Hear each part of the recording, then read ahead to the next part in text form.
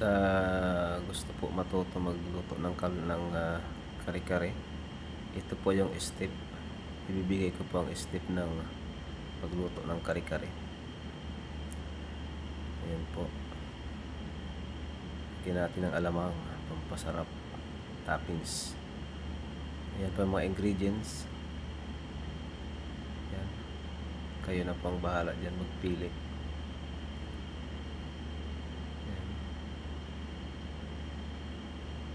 Una, maggisa tayo, bawang sibuyas. Ayan po.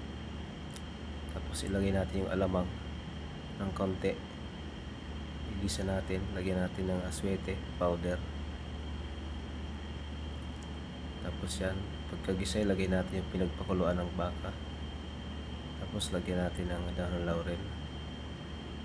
Ayan. Tapos lagyan natin ng nor cube, beef nor cube. Lagyan natin ng mamasitas powder. Ayan po. Pag kumulo na po siya, lagyan natin ng peanut butter. Tapos ilagay natin yung gulay. Una muna talong.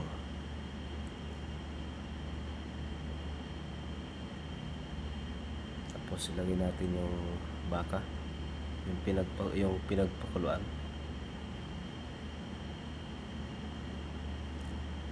Pagkatapos ng baka, ilagay natin yung tuwalya ng baka. Yan po. Pag kumulo, lagyan natin yung sitaw. Tapos lagyan na natin yung cornstarch or harina. Ayan po siya. Tapos ang huli natin ilalagay yung pichay.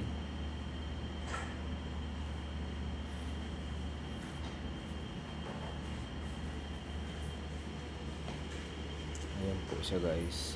Medyo okay na po siya. Ayan na po yung ating finished product. Pakuluan nyo po muna yung baka para mas maganda yung texture. Tapos gulay, halo-halo na siya. Siyempre yung peanut butter, huwag natin kalimutan. Saka yung panghuli, lagyan natin yung magluto tayo ng bagoong alamang. Igisa natin. Yun ang ating panglagay, yun ang ating pantimpla. Okay lang kahit matabang kasi yun naman ang magpapasarap na alamang, yung ginisa.